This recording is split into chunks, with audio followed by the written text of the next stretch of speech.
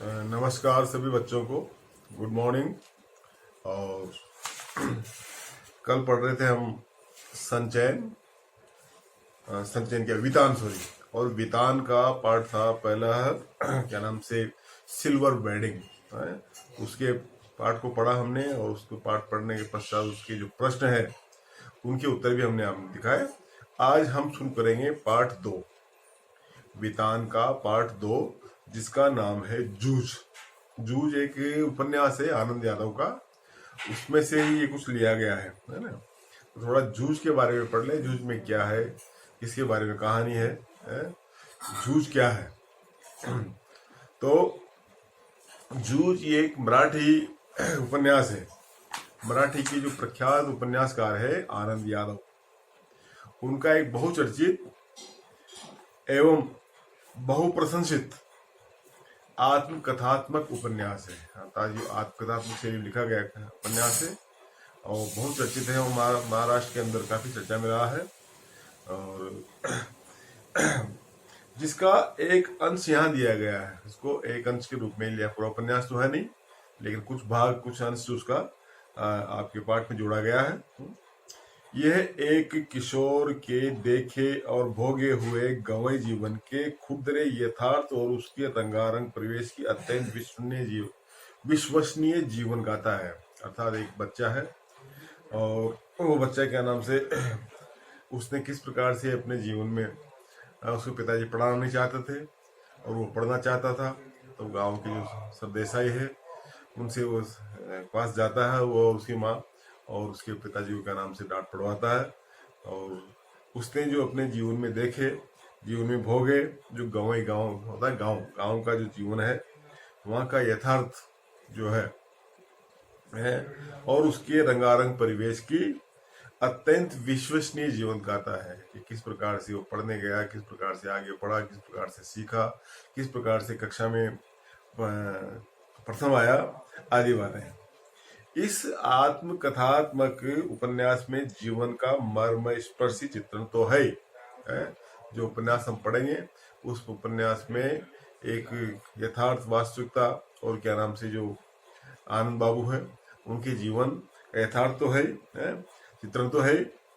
अस्त व्यस्त अलमस्त निम्न मध्यम वर्गीय ग्रामीण समाज और लड़ते जूझते किसान मजदूरों के संघर्ष की भी एक अनूठी झांकी है। किस प्रकार से गांव के जो लोग हैं वो बच्चों को पढ़ाना नहीं चाहते हैं और किस प्रकार से गांव के जो लोग हैं वो अपने बच्चों को अपने खेती किसानी काम में लगाना चाहते हैं। तो वहाँ की जो जीवन की जो यथार्थ झांकी है वो इस कहानी के अंदर, इसके आत्मकथात्मक जो अंश है इसके अंदर दी गई है। यहाँ लिए गए अंश में हर स्थिति में पढ़ने की लालसा लिए धीरे धीरे साहित्य, संगीत और अन्य विषयों की ओर बढ़ते किशोर के कदमों की आकुल आहट सुनी जा सकती है। अर्थात जो गांव के बच्चे हैं उनको पढ़ने का तो शौक है ही, पढ़ने का तो लालसा है ही, लेकिन पढ़ने के साथ साथ खेलने कूदने और क्या नाम से साहित्य, कविताएं लिखने, संगीत और अन्य जो विषय हैं जो जीवन के पढ़ाई के साथ साथ उन पढ़ाई के साथ साथ अन्य विषयों की ओर जो लालसा है, उनकी जो इच्छा है वो किस प्रकार से आगे बढ़ती है, किस प्रकार से हमको सुनाई देती है, वो इस पाठ के अंदर मिलेगी। जो निश्चय ही किशोर होते विद्यार्थियों के लिए हर कदम बन सकती है। अर्थात बड़ा मोटिवेशनल, बड़ा प्रेरणादायक पाठ है। तो इसको हम पढ़ते हैं। कहानी का नाम है जूझ और लिखा है आनंद यादव ने।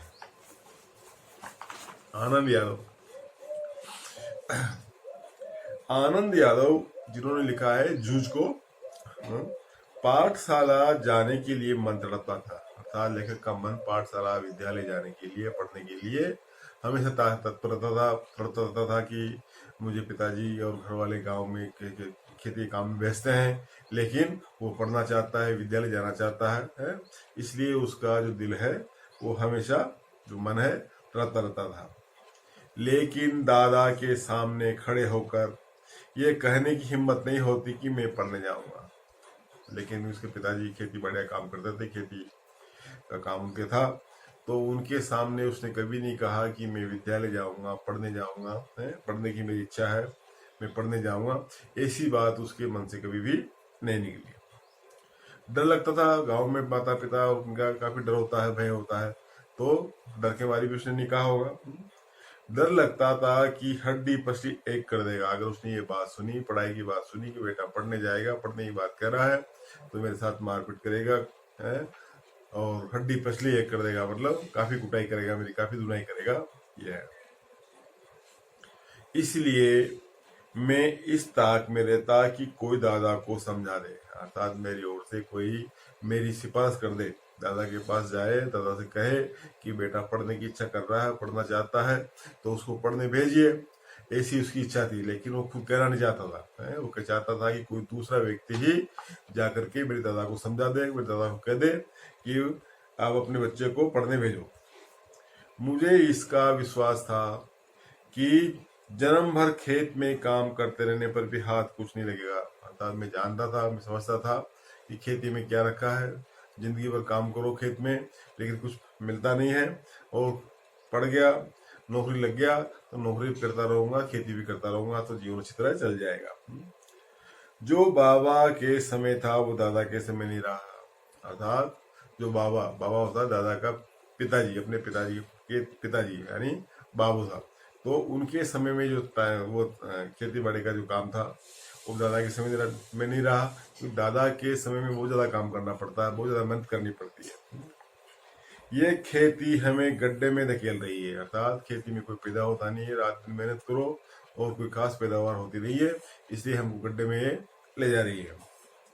मैं पढ़ जाऊंगा तो नौकरी लग जाएगी, अर्थात पढ़ूंगा लिखूंगा तो मेरे को अच्छी कोई सरकारी नौकरी लग जाएगी, सरकारी नौकरी भी करता रहूंगा और उसका साथ साथ साथ खेती भी करता रहूंगा। 4 पैसे हाथ में रहेंगे। नौकरी में क्या पैसे आएंगे, नौकरी करने जाऊंगा, सरकार पैसा देगी, रहेंगे। बिठोबा आणा की तरह कुछ धंधा कारोबार किया जा सकेगा। अर्थात बिठोबा आड़म्बा को गांव का है वहाँ, जो क्या नाम से धंधा भी करता है, कारोबार भी करता है। अंदर ही अंदर इस तरह के विचार चलते रहते हैं, अर्थात उसके अंदर इस तरह की भावना, इस तरह के विचार हमेशा आते रहते हैं। किसके अंदर? क्या नाम से आनंद यादव के अंदर, जो लेखक है उसके अंदर। आगे चले। दिवाली बीत जाने पर महीना भर ईख पेरने को कोलू चलाना होता है। अर्थात दिवाली आ गई, दिवाली खत्म हो गई, दिवाली मना ली गई, अब उसके पश्चात ईख होती है गन्ना, गन्ने को क्या नाम से पेरना, उसको जो निकालना, गन्ने को क्या नाम से चरखी में डाल करके उसका रस निकालना, और कोलू होता है बेल, चलाया जाता है, घुमाया जाता है, वो होता है।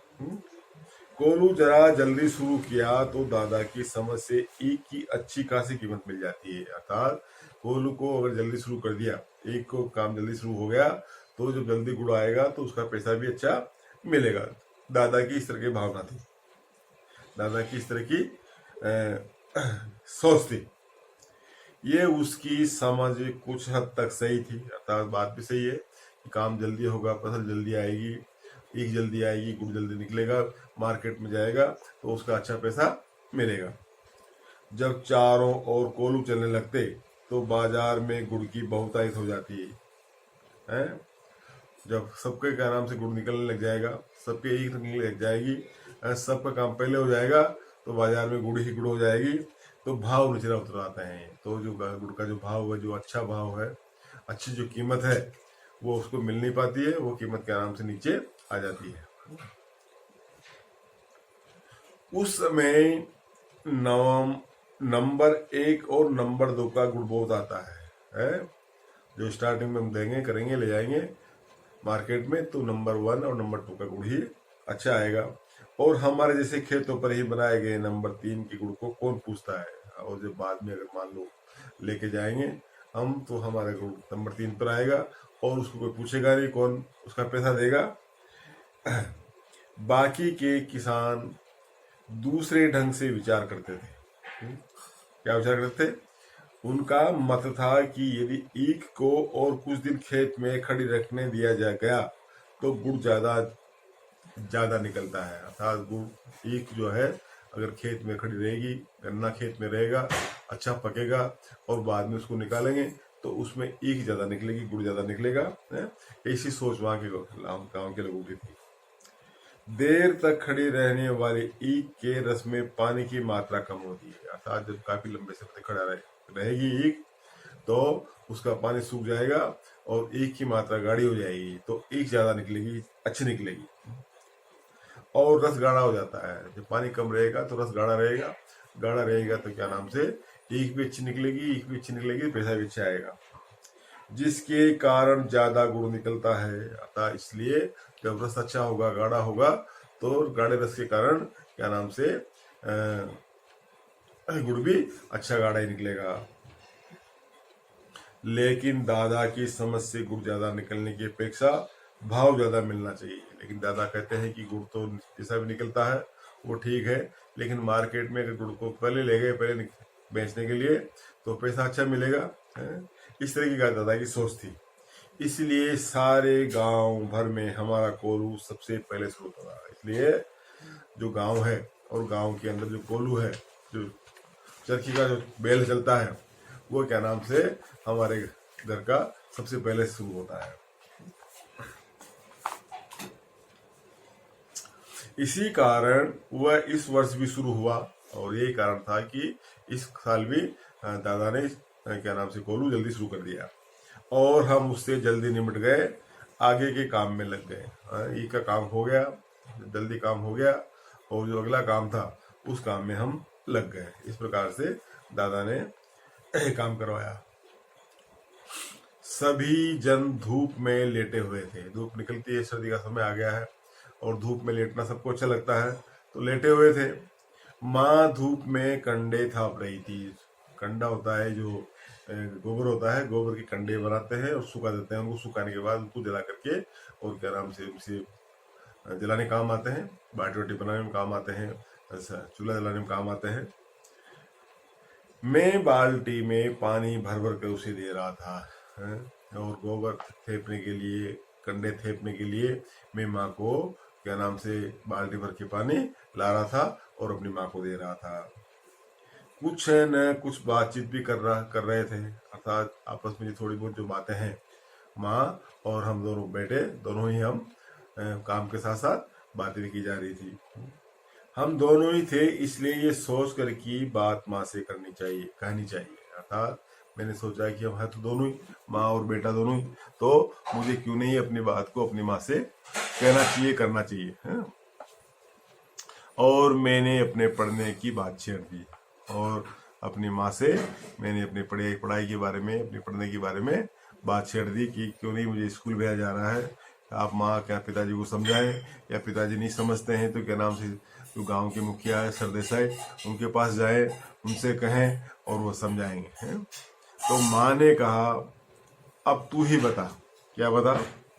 पढ़ने लिखने की बात की तो वह बहरेला सुअर की तरह गुर्राता है। अगर तेरे बारे में मैंने पढ़ाई लिखाई की बात कही, पढ़ाई लिखाई की बात चलाई, तो क्या नाम से तेरा दादा, तेरा पिता जो सुअर होता है बहरेला, उसकी तरह गुर्राएगा, है? तुझे मालूम है? जानता तू सारी बात? माँ के मन में जंगली सुअर बहुत गहराई में बैठा हुआ था। अर्थात तो ऐसा ही जब भी कोई बात कहो तो ऐसे ही गुर्राता है, ऐसे ही करता है। तो जंगली सुअर की जो छवि है उसके दिमाग में बैठी हुई थी। अब मल्ला होती खेती, मराठी में बोलते हैं मल्ला, खेती। ये सभी काम बीत गए, सारे काम हो गए, सब काम से निपट गए, फ्री हो गए हैं। मेरे लिए अब कुछ तो करना नहीं रह गया है, अर्थात मेरे लिए क्या करूं, खेलने कूदने के अलावा कोई काम है नहीं, है? तो क्यों नहीं मुझे स्कूल भेज दिया जाता है? इसलिए कहता हूं, तू दत्ताजी राव सरकार से मेरे पढ़ने के बारे में कहा। अर्थात जो सरदेसाई है, दत्ताजी राव सरकार जिनको कहते हैं, गांव के मुखिया है, वो गांव की क्या नाम से समृद्ध है, संपन्न है, और गांव के सभी लोग उनकी बात को मानते हैं, समझते हैं। तो तू क्यों नहीं उनके पास जाती है और उनसे जाकर के मेरी बात कहती है? आज ही रात को उनके यहाँ चलेंगे, हैं? मैं चलूंगा तेरे साथ। अर्थात आज शाम होते ही और दत्ताई सरकार के पास चलेंगे, और मैं भी तेरे साथ चलूंगा, और तू चल करके मेरे पढ़ाई के बारे में, मेरे दादा के बारे में ये बात करना है। तू उन्हें सब कुछ समझा कर बता देना। अर्थात तू सारी बातें हैं कि बेटा इसका दादा इसको क्यों नहीं पढ़ाना चाहता है, ये पढ़ना चाहता है, इसकी पढ़ने की इच्छा है, तो उनके बात समझ में आ जाएगी, तो वे दादा को ठीक तरह से समझा सकेंगे। दादा को अच्छी प्रकार से समझा देंगे, उनके बात दिमाग में बैठ जाएगी। ऐसा काम आज शाम को ही हम करते हैं। ऐसा वो क्या नाम से बेटा उनका कह रहा है अपनी माँ से। ठीक है चलेंगे। माने हाँ तो की, लेकिन अंदर से माँ के स्वर में उदासी थी। ठीक है तू कह रहा चलेंगे, लेकिन उसका मन थोड़ा उदास था, क्योंकि पता नहीं उसका दादा उसके बारे में क्या सोचता है, क्या कहेगा, क्या करेगा, है। ये थोड़ी उदासी थी उसके मन में। मुझे भी मालूम था कि इतना करने पर भी कोई लाभ नहीं होगा, जानती हूँ कि सब कुछ करेंगे, सरदेसाई के पास चलेंगे, दत्ताजी राव के पास चलेंगे, उनको बात बताएंगे, लेकिन मुझे लगता है कि कोई फायदा होगा नहीं है। लेकिन वो मेरा मन रखने के लिए जाने को तैयार हो गई। लेकिन जब बेटे ने माँ को ये बात कही, तो माँ के बात समझ में आई, और बेटे की बात को मान करके, बेटे की बात समझ करके वो क्या नाम से उनके साथ जाने के लिए तैयार हो गई। मेरी तड़पन वह समझती थी, अर्थात मैं पढ़ाई में मेरे कितनी जिज्ञासा थी, कितनी इच्छा थी मेरी पढ़ने की, और उस जिज्ञासा को, उस तड़पन को मेरी माँ समझती थी, वो जानती थी, इसलिए उसने कहा चल ले गई। 7वीं तक पढ़ने की उसके मन में तैयारी थी, अर्थात 7वीं कक्षा मिडिल के एक क्लास पहले तक उस गांव में पढ़ेगा, लेकिन दादा के आगे उसका बस नहीं चलता था। लेकिन दादा जो उसका पढ़ाना चाहता था, आगे उसके लिए कुछ करना नहीं चाहता था, खेती के काम में लगा रखना चाहता था। ये बड़ी मुसीबत थी, बड़ी दिक्कत की बात थी क्या नाम से आनंद यादव के लिए, लेखक के लिए। रात को मैं और माँ दत्ताजी राव देसाई के यहाँ गए। शाम हो गई तो क्या नाम से माँ और बेटे दोनों, जो गांव के मुखिया है, गांव के क्या नाम से वो संपन्न व्यक्ति है, उनके यहाँ जाते हैं दोनों माँ बेटे। गए। माँ ने दीवार के सहारे बैठकर दत्ताजी राव से सब कुछ कह दिया। अर्थात वहां चली गई, दत्ताजी खाट पे बैठे हुए थे, पलंग पर बैठे हुए थे, और माँ दीवार है उसके किनारे साइड में बैठ गई, और उसने सारी बात दत्ताजी राव को बता दी कि बेटा पढ़ना चाहता है, लेकिन दादा पढ़ाना नहीं चाहता है। वे भी इस बात से सहमत हो गए, अर्थात उनको भी ये बात अच्छी लगी कि बात अच्छी है, बेटा जब पढ़ना चाहता है, इसके मन में लालसा है, इसके मन में जिज्ञासा है, तो क्यों नहीं इसको पढ़ा रहे हैं, इसको पढ़ाना चाहिए।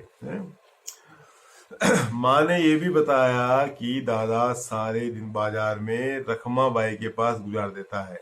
अर्थात इसका दादा है, वो गांव में बाजार में एक रखमा बाई है, जो वहाँ बाजार में उसके पास बैठा रहता है, पूरा समय गुजार देता है, और खेती के काम में हाथ नहीं लगाता है। खेती का जो भी काम है वो हाथ नहीं लगाता है, और उसमें बेटे को भेज देता है। माँ ने देसाई को ये विश्वास दिला दिया कि दादा को सारे गांव भर आजादी के साथ घूमने को मिलता रहे, इसलिए उसने मेरा पढ़ना बंद कर मुझे खेती में जोत दिया है कि वो आराम करे और बेटा काम करे। बेटा काम करेगा तो वो आराम करेगा, आराम में मतलब घूमेगा फिरेगा, जिसके पास भी बैठना हो बैठेगा, ये काम करे। तो ऐसी बात उसने पूरी बता दी है ना। यह सुनते ही देसाई दादा चिढ़ गए। जब ये बात उन्होंने सुनी देसाई दादा ने, तो उनको गुस्सा आया, वो चिढ़ गए, गुस्से में हो गए। और हाँ,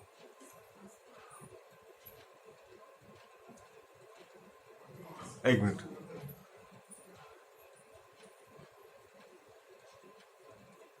और बोले, क्या बोले, आने दे अब उसे, अर्थात जब भी मेरे पास आएगा मैं उसको डांटूंगा, जब उसको सुनाऊंगा 2-4 बातें, मैं उसे सुनाता हूँ कि नहीं, अच्छी तरह देख। अर्थात वो जब आएगा तो मैं उसको बोलूंगा, उसको डांटूंगा, उसको सुनाऊंगा कि तू बेटे को तो अपने खेत बाड़ी में काम खेत में लगा रखा है, और तू खुद जाकर के बाजार में बैठता है, घूमता है, फिरता है, आराम करता है, तो ये बात ठीक नहीं है। तो देख लेना, सुन लेना मैं क्या बोलता हूँ उससे ना।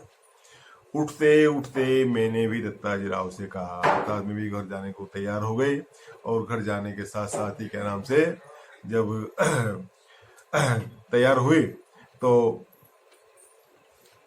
बोला उनसे, क्या बोला, अब जनवरी का महीना है, अर्थात जनवरी आ गई है, नया साल आ गया है, मतलब अब परीक्षा नजदीक आ गई है, और परीक्षा भी बच्चों की आ रही है, जनवरी फरवरी हमारे यहाँ मार्च में एग्जाम हो जाते हैं, तो वहाँ जनवरी में हो जाते होंगे, तो आ गई है। मैं यदि अभी भी कक्षा में जाकर बैठ गया, अर्थात अभी भी पढ़ना शुरू कर दिया, बैठ गया, तो मैं पास हो सकता हूँ, पढ़ाई की दुहराई कर सकता हूँ। पढ़ाई की दुहराई कर ली तो मैं 2 महीने में 5वीं की सारी तैयारी हो जाएगी। 2 महीने के अंदर 5वीं कक्षा तक का सारा पढ़ाई का जो है मेरा छूट गया 1 साल का, वो मैं पूरा कर लूंगा, दोहरान कर लूंगा, उसका हो जाएगी। और मैं परीक्षा में पास हो जाऊंगा, और जो परीक्षा आएगी उसके अंदर अच्छे नंबरों से पास भी हो जाऊंगा। ये मेरा वादा है, मेरी गारंटी है। इस तरह मेरा साल बच जाएगा, इस तरह मेरा साल खराब ना होगा, कक्षा नहीं बिगड़ेगी, और उसी क्लास में अगली क्लास में चला जाऊंगा। अब खेती में ऐसा कुछ काम नहीं है, अर्थात खेती बाड़ी का कोई खास काम नहीं है जो करना हो, जो काम है वो कर लिया है। अब तो फ्री के दिन है, आराम के दिन है, और पढ़ने के दिन है। अर्थात दादा अगर कह देता है मैं स्कूल चला जाता हूँ तो मेरा साल खराब नहीं होगा, मैं परीक्षा में पास हो जाऊंगा। मेरा पहले ही 1 वर्ष बेकार में चला गया है, अर्थात मेरा 1 साल पहले ही बिगड़ गया है, 1 साल नहीं पढ़ पाया हूँ, 1 साल पीछे हूँ। मेरे साथ पीछे थे, मेरे साथ बराबर आ गए, आगे निकल गए हैं, लेकिन मैं वहीं का वहीं हूँ। इसलिए अगर आप कहेंगे, वह दादा मेरी बात मान लेंगे, तो 2 महीने की पढ़ाई में कर लूंगा आराम से, 2 महीने के अंदर, और 5वीं की परीक्षा पास कर लूंगा। ठीक है, दत्ताजी राव ने कहा उनसे कि ठीक है, मैंने बात सुन ली है तुम्हारी, है ना। अब तुम दोनों अपने घर जाओ, है, अब तुम जा सकते हो यहाँ से। जब वह आ जाए तो मेरे पास भेज देना, उसके पीछे से घड़ी भर बाद में तू भी आ जाना रे छोरा। अर्थात दादा ने कहा कि जब वो घर आए तो घर आने के पश्चात उसको मेरे पास भेज देना, और उसके साथ साथ तू भी मेरे पास आ जाना। कहना उसको तेरे को मुखिया जी ने बुलाया है, तेरे को क्या नाम से देसाई जी ने बुलाया है, तो जरूर आएगा, मना नहीं करेगा। और जैसे वो इधर आए तो उसके साथ साथ तू भी आ जाना रे छोरे, मतलब लड़का, छोरा, है ना। जी कह कर खड़े हो गए, हम उनसे वहां पर जी मालिक कह करके खड़े हो गए। उठते उठते हमने ये भी कहा कि हमने यहाँ आकर ये सभी बात कही है, ये मत बता देना। अर्थात आप मेरे दादा को ये मत कहना कि तेरे बच्चे और माँ यहाँ आए थे और उन्होंने ये शिकायत की, नहीं तो हम दोनों की खैर नहीं है। अर्थात हम दोनों का साथ वो मारपीट करेगा, हमको डांटेगा, घुराएगा, कुछ भी कर सकता है। माँ अकेली साग भाजी देने आई थी, माँ ही आई थी अकेली, और आपके साग भाजी जो रखने के लिए, ये बता देंगे तो अच्छा होगा। अतः ये बात कहना कि मेरी माँ आपके यहाँ आई थी केवल साग सब्जी रखने, आपको पढ़ाई लिखाई के बारे में बताने नहीं आई। ठीक है, अर्थात अच्छी बात है, सुन लिया मैंने। मुझे जो करना है मैं करूंगा, अर्थात मुझे जो कहना है, जो करना है मैं करूंगा, मुझे पता है, मैं कुछ नहीं कहूंगा। देख, उसके सामने ही तुझसे कुछ पूछूंगा, अर्थात जब तू आएगा उसके साथ तो उसके सामने मैं तेरे से कुछ बात करूंगा, उससे पूछूंगा। तो निडर होकर साफ साफ उत्तर देना, डरना मत। तो निर्भय होकर के और उसके सामने अपने मन की बात कहना, डरना मत, बिल्कुल भी नहीं डरने का, घबराना नहीं है। नहीं जी, मैंने कहा, नहीं जी मैं बिल्कुल नहीं डरूंगा। मैं माँ के साथ लौट आया, 1 घंटा रात बीते दादा घर पर आया, 1 घंटे बाद दादा उसके घर आया, मैं घर में ही था। आते ही माँ ने दादा से कहा, आते कर दिया बात, ये साग भाजी देने देसाई सरकार के यहाँ गई थी, तो उन्होंने कहा कि बहुत दिनों से तेरा मालिक दिखाई नहीं दिया है, खेत से आ जाने पर जरा इधर भेज देना। अर्थात उसने कह दिया था कि बुलाया नहीं, लेकिन कहना कि तेरे मालिक बहुत दिनों से मिला नहीं है, इसलिए जब खेत से आ जाए घर तो मेरे पास भेज देना। कुछ काम वाम था? दादा ने दिलता पूछा, पत्नी ने पूछा कि भी कोई काम वाम तो नहीं था उनको, तो मुझे तो कुछ बताया नहीं उन्होंने। अर्थात ऐसी तो कोई बात उन्होंने मुझसे कही नहीं, तो कोई किस काम के लिए बुलाया है। तो मैं हो आता हूँ, तब तक तू रोटियां सेक ले, गणपा आए तो उसे खेतों पर भेज देना पहले ही। दादा तुरंत उठ खड़ा हुआ। देसाई के बाड़े का बुलावा दादा के लिए सम्मान की बात थी। अगर उसने कहा दादा ने बुलाया तो कोई अच्छे काम के लिए बुलाया हुआ, और वो गया तो उसके बड़े सम्मान की बात थी। आधा घंटा बीतने पर माँ ने मुझसे कहा कि अब तू जा, कहना जीम ने बुलाया है। अच्छा। मैं पहुंचा तो सरकार मेरी राह देख रहे थे। क्यों आया रे छोरे, दादा को बुलाने आया हूँ, अभी खाना नहीं खाया है, बैठ बैठ थोड़ी देर, अभी तो आया है वो मेरे पास। जी। और मैं बैठ गया था, काम हो गया, बुलाया नहीं, फिर भी चला गया। बुलाया था उनको, उसने बच्चे को, लेकिन वो चला गया, बैठ गया। धीरे धीरे दत्ता जी राव पूछने लगे, कौन सी में पढ़ता है रे तू? अर्थात कौन सी कक्षा में पढ़ता है, पढ़ाई कर रहा है? जी 5वीं में था, किंतु अब नहीं जाता हूँ। 5वीं कक्षा में था और अब स्कूल नहीं जा रहा हूँ। क्यों रे? दादा ने मना कर दिया है, खेतों में पानी लगाने वाला कोई नहीं है। क्यों रत्नाप्पा? है? हाँ जी। फिर तू क्या करता है? सरकार ने दादा से जिरे करना शुरू किया तो सारा इतिहास बाहर निकल आया, सारी बातें जो वास्तविकता है वो आ गई। सरकार ने दादा पर खूब गुस्सा किया है और उन्होंने दादा की खूब हजामत बनाई। देसाई के मल्ला खेत को छोड़ देने के बाद दादा का ध्यान किसी काम की तरह नहीं रहा। मन लगा कर वो खेत में श्रम नहीं करता, फसल में लागत नहीं लगाता, लुगाई और बच्चों को काम में जोड़कर किस तरह खुद गांव भर में खुले शान की तरह घूमता और अब अपनी मस्ती के लिए किस तरह छोरा के जीवन को बिछड़ा रहा है, ये सब उन्होंने सुनाया। ये सारी बातें देसाई ने क्या नाम से उनको सुनाए। तो आज इतना ही काफी, बाकी बचा हुआ कल पढ़ेंगे। अच्छा पाठ है, अच्छा लग रहा है। ठीक है बेटा।